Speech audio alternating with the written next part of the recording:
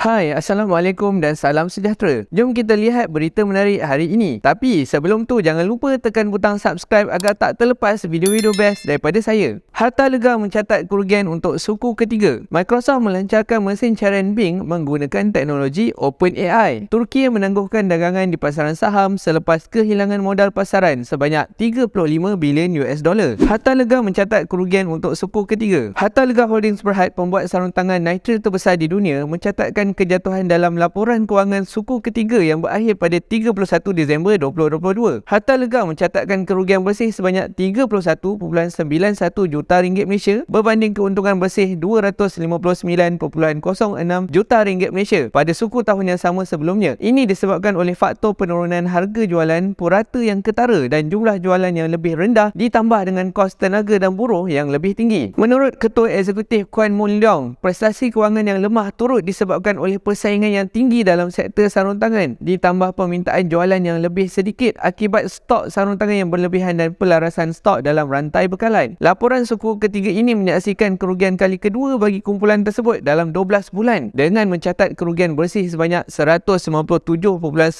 juta ringgit Malaysia berbanding pendapatan 968.69 juta ringgit Malaysia pada suku keempat tahun kewangan sebelumnya. Harta lega telah mencatatkan kerugian bagi setiap saham sebanyak 0.93 sen untuk suku ketiga tahun kewangan semasa berbanding earnings per share sebanyak 7.58 sen untuk suku ketiga tahun kewangan sebelumnya. Pendapatan kuartal ini menurun 54% daripada tahun sebelumnya dan kita menyaksikan pendapatan suku tahun terlemah bagi harta lega sejak tahun 2017.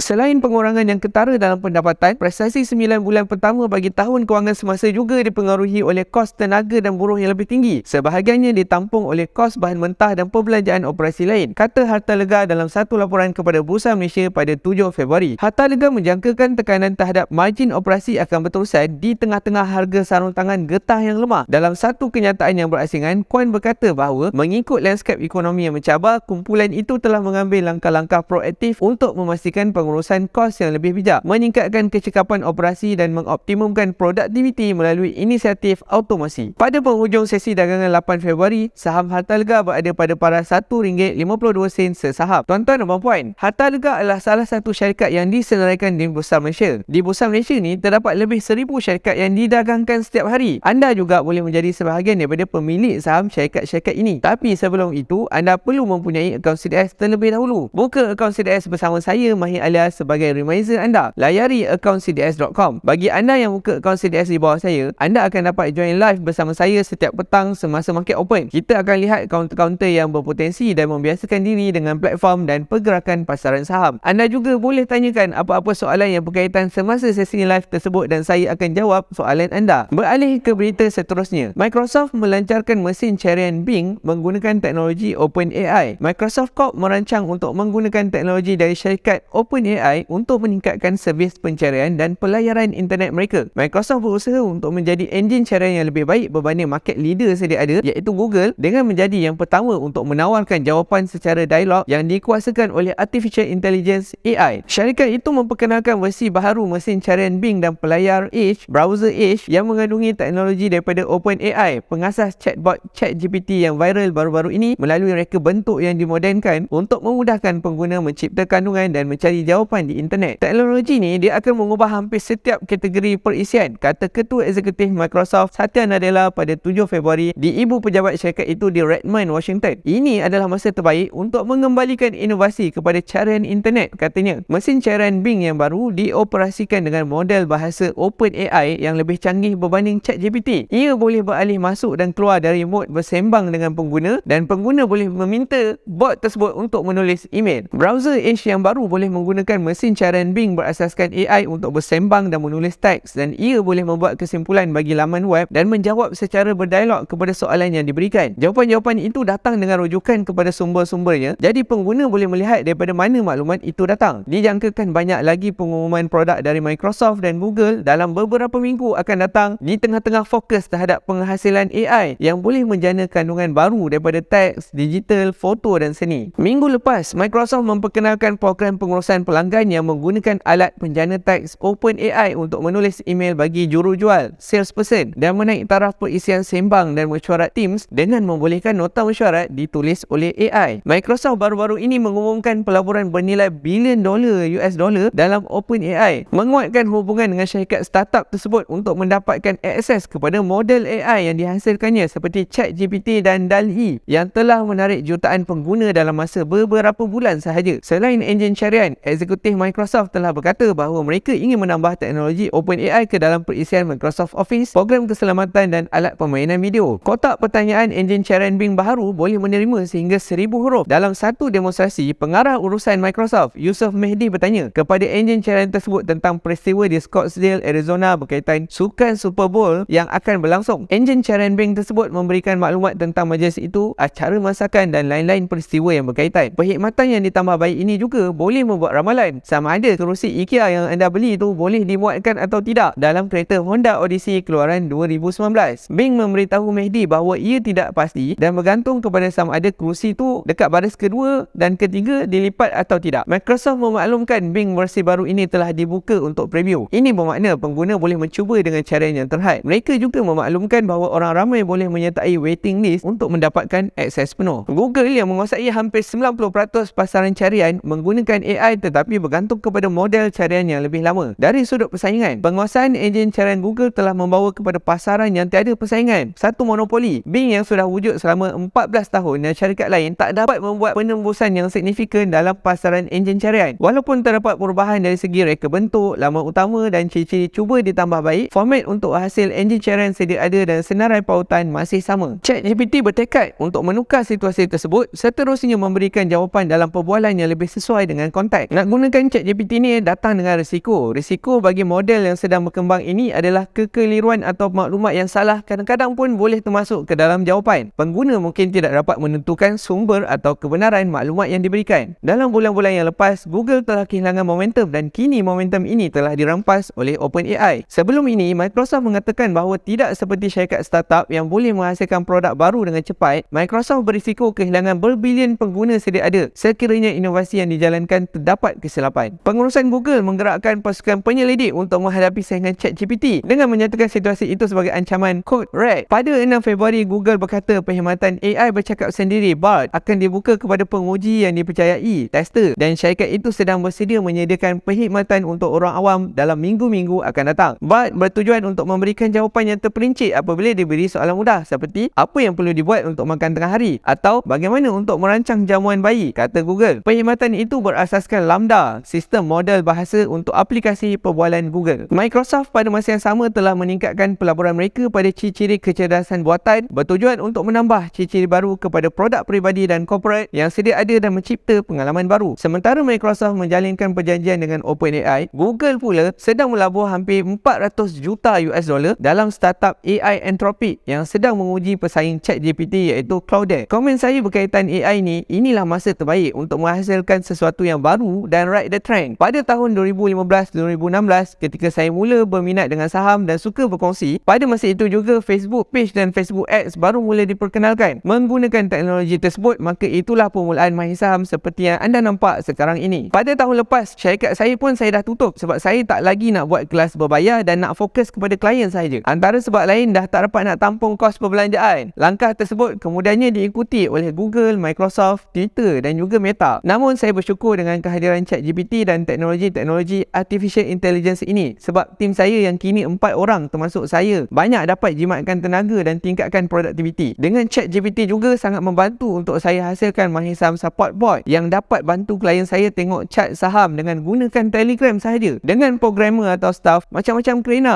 ada yang masam muka, ada yang tikam belakang. Tak dinafikan juga adalah yang baik. Namun demikian hakikatnya tidak berubah bahawa dengan kewujudan AI akan menghilangkan banyak pekerjaan dan saya sangat berharap semoga anda semua dapat mula fikirkan cara tingkatkan skill dengan dibantu oleh Artificial Intelligence. Manalah tahu ada dari kalangan anda yang dapat buat robot macam Gundam ke Terminator dan lain-lain lagi. Beralih ke berita seterusnya. Turki menangguhkan dagangan di pasaran saham selepas kehilangan modal pasaran sebanyak 35 bilion US dollar. Dagangan di bursa saham Turki dihentikan untuk kali pertama dalam 24 tahun berikutan penjualan besar-besaran yang menghapuskan nilai US dollar 35 bilion dari penanda aras equitinya susulan gempa bumi yang berlaku baru-baru ini. Bursa saham kami telah membuat keputusan untuk menangguhkan perdagangan dalam pasaran equity hadapan dan pilihan pengalihan, kata Borsa Istanbul dalam satu kenyataan pada 8 Februari 2023. Ia tidak menyatakan bila perdagangan akan bermula semula. Indeks Borsa Istanbul 100 telah jatuh 16% minggu ini, menghilangkan nilai pasaran sebanyak 35